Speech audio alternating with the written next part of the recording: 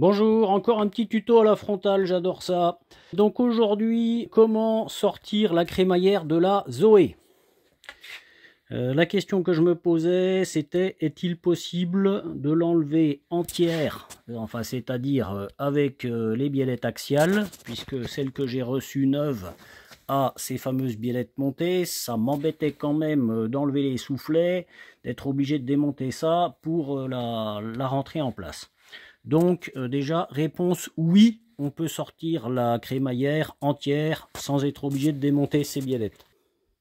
Alors, au passage, pourquoi remplacer une crémaillère de Zoé? Celle-ci, c'est un tas de rouille, j'ai déjà démonté une fois. Ce qui s'est passé, c'est que le pare-brise était mal collé, donc il y a eu une infiltration quelque part, on ne sait pas trop où. Il y a de l'eau qui a coulé dans l'habitacle, qui a transformé les tapis de sol en véritable baignoire. Il y avait plusieurs centimètres d'eau au niveau des pieds, puis il faut un moment avant de s'en rendre compte. Quand ça commence à faire chouic chouic, c'est déjà bien malade. Donc l'eau par la tôlerie, elle arrive à rentrer par là depuis l'intérieur de l'habitacle. Donc ça remplit ce petit réceptacle, glou glou glou, ça monte jusque là, et hop, ça remplit l'intégralité du boîtier de la crémaillère, donc elle est morte. Voilà le pourquoi du comment. Il n'y a absolument aucun jeu dans la rotule axiale, puisqu'elle tient toute seule en place. En revanche, un jeu radial énorme dans la crémaillère. Voici la référence 4900 165 10R. Donc c'est une année modèle 2017. Donc la crémaillère a été fabriquée en 2016 et on voit que pour du matériel à peu près neuf, puisqu'elle a 30 000 km, donc c'est un tas de rouille. Les bagues sont complètement usées, ça brequille de tous les côtés. Voilà, pour une voiture qui n'a pratiquement pas roulé. Donc ce que je vais faire, moi, c'est un tout petit trou ici, puisque le point bas, il est là. Donc si de l'eau venait à arriver par l'habitacle, j'espère que ça ne se reproduira jamais, pare-brise ayant été remplacé, mais le point bas est là, donc l'eau pourra s'écouler par ici, au lieu de bêtement monter, jusqu'à passer par-dessus ce rebord et remplir cette zone-là. Parce qu'une fois que l'eau arrive ici, il y a beau y avoir un joint, mais enfin, elle est prisonnière. L'eau, elle n'a aucun moyen de sortir de là. Donc, qu'est-ce qu'elle fait? Elle finit par pourrir l'arbre, ça prend du temps. Une fois qu'il est bien rouillé, il attaque le joint, et quand le joint est attaqué, l'eau rentre dedans. Et voilà, terminé. Mon dispositif. Alors, ici, le cri de la 205, les roues, on peut les laisser en place. J'en avais démonté une pour commencer à dévisser la rotule radiale, là, mais c'est pas absolument indispensable. Alors surtout, ce que vous faites assez tôt, tant que le véhicule est posé sur ses roues, c'est découpler la rotule de la barre anti-dévers, qui se visse sur cette patte. Donc quand vous montez au cri, vous voyez apparaître l'écrou qui est là, et puis il faut le faire sans tension mécanique, sinon ça coince. De l'autre côté, pareil, cri. Alors, évidemment, on ne lève pas complètement les roues dans cette configuration, sinon la voiture tombe sur le côté, c'est totalement crétin. C'est sécurisé donc par le fait qu'il y a du poids sur les roues, ça l'empêche de partir sur le côté, et j'ai mis deux chandelles, une de chaque côté sous le berceau. On ne fait pas reposer le poids de la voiture sur le berceau, c'est pas fait pour, donc c'est juste un soutien sans plus. Alors, les petites astuces qui permettent d'y arriver. Il faut démonter ce bloc anti-couple. Il y a la biellette anti-couple qui vient se fixer ici. Donc celui-là, il faut le retirer complètement, sinon jamais vous n'arriverez à la sortir. Donc, si on regarde par dessous, ce fameux bloc, il est fixé par là. On voit la biellette qui pendouille. Je l'ai laissé, mais c'est une erreur. Il vaudrait mieux enlever aussi cette vis-là pour faire un maximum de place. J'ai tiré des sangles sur les vis de ce fameux bloc anti-couple que j'ai remonté devant la voiture. Je les ai coincés comme j'ai pu. Ici. Et ça permet de faire basculer le moteur, ce qui crée de la place sur l'arrière. il est absolument indispensable de découpler la barre anti-dévers totalement. Sinon, ça ne passera jamais. Vous allez vous apercevoir que la crémaillère, elle est coincée. Ça, c'est le côté droit de la voiture. On voit la barre anti-dévers qui fait une forme de U. Et c'est absolument épouvantable parce que la crémaillère, elle passe dessous. Celle-là, il y a deux vis de 13 qui tiennent les silènes blocs de la barre anti-dévers. Voilà. Et une fois qu'on a enlevé une vis de 13 à chaque extrémité, là, on peut la basculer totalement sur l'arrière et vers le haut. Donc ça crée beaucoup de place et c'est ça qui va nous permettre de sortir la crémaillère. Ok, donc moi je vous dis juste que oui, c'est possible. J'ai fait une petite maquette parce que je vous aime bien. Donc ça, le bois là, on va dire que c'est le berceau. Ça, on va dire que c'est la boîte de vitesse, donc côté conducteur. Et la crémaillère, elle est fixée comme ça. Donc, la patte de gauche, il faut la laisser au-dessus. Le but, c'est d'arriver à dégager l'arbre qui, lui, rentre dans la tôlerie ici. Donc, pour ça, il faut arriver à gesticuler la crémaillère jusqu'à ce que la patte, ici, passe sous le berceau.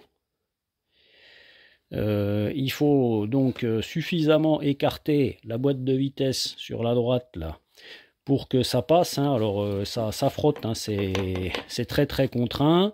Une fois que l'arbre est dégagé, lui il est passé sous la tôlerie, il faut tirer sur la gauche pour dégager l'arbre et récupérer de la place.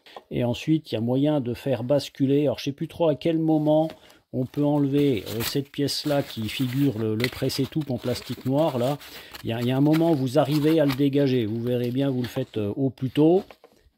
Voilà, et en remontant au-dessus de la boîte, il y a moyen de faire pivoter complètement la crémaillère pour vous retrouver avec l'arbre en bas.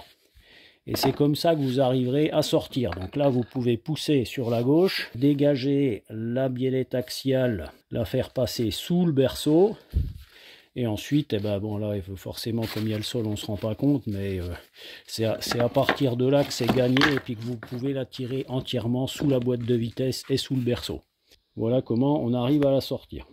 Donc évidemment, pour engager la nouvelle, c'est un peu la même histoire, hein. Il faut engager déjà le côté passager, ensuite remonter tout ça, lui faire un espèce de tour complet pour que au final elle finisse dans la bonne position comme ça.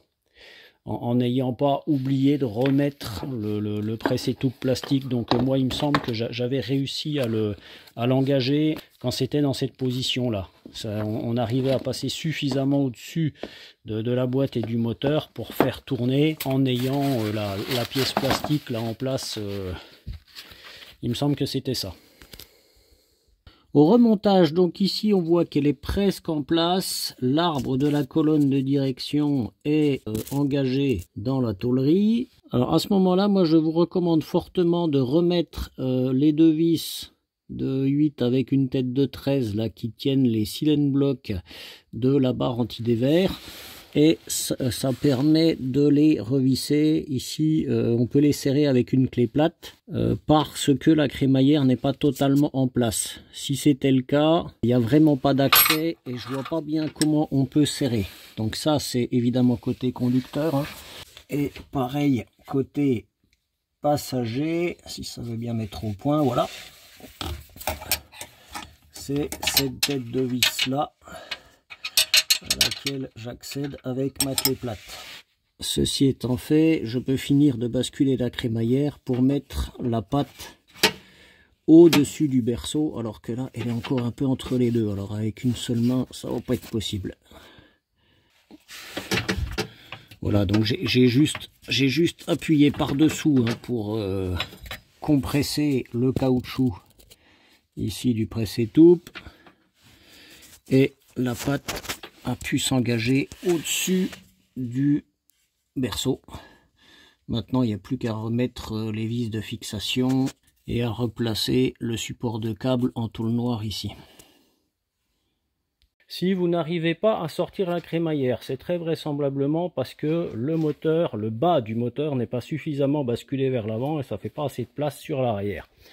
Donc pour ça, vous levez une roue gentiment, le moins possible, et en basculant la roue, on va pouvoir faire bouger tout le moteur.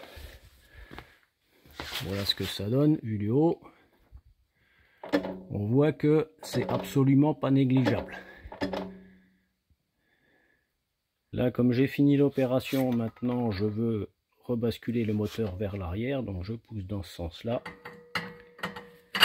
Et je redescends juste pour mettre en appui.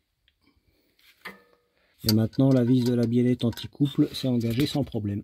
Le remontage touche à sa fin. Pour pouvoir revisser la rotule radiale, donc j'ai évidemment démonté la roue et j'ai découplé ici. Sinon c'est beaucoup trop dur de faire tourner la biellette pour engager, c'est à peu près impossible. Moi j'y serais pas arrivé.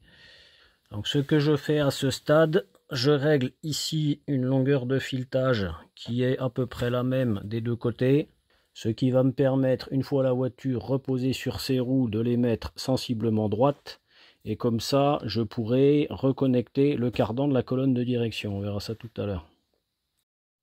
J'ai remonté les roues, je les ai mises à peu près symétriques. Donc là, ça a un fort strabisme divergent. Mais c'est normal, hein, la longueur des biellettes est réglée n'importe comment. Donc, on va voir à l'intérieur ce qu'il en est.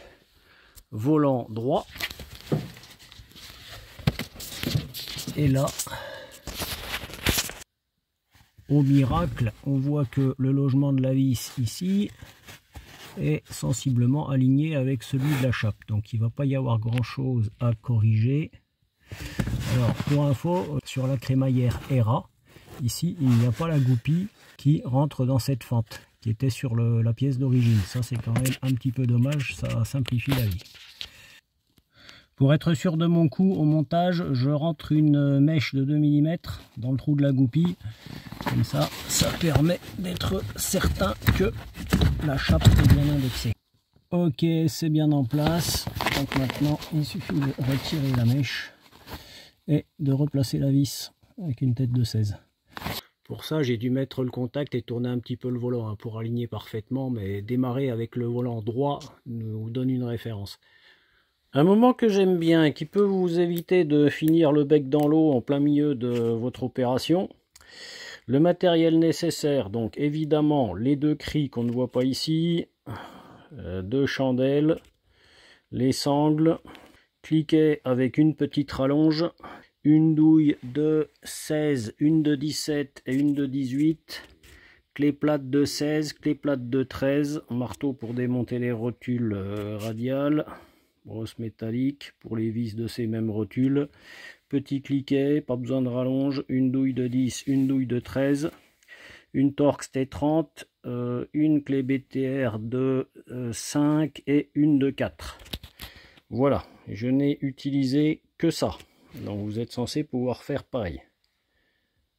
Voilà, pour ceux qui ont eu la malchance de vivre la même mésaventure, vous savez qu'il est possible de la remplacer. Alors c'est pas une opération que je préconise aux grands débutants, hein, parce qu'il y a quand même des notions de sécurité à respecter. On pourrait se décourager relativement vite. Là, pour la sortir, moi il m'a fallu 3 heures. En sachant pas exactement comment faire, j'ai un petit peu hésité, je n'étais pas sûr qu'il fallait déposer la barre anti-dévers. Maintenant que vous le savez, vous allez gagner du temps par rapport à ça, parce que j'ai perdu du temps à essayer de sortir la crémaillère sans avoir fait ça. Voilà, petit essai routier tranquille. Donc on vérifie que le volant est bien droit. Alors avec la caméra c'est pas facile à rendre, hein, mais avec le bombé de la route il est normal de donner une petite correction à gauche. Mais le volant doit dans tous les cas être plutôt bien centré.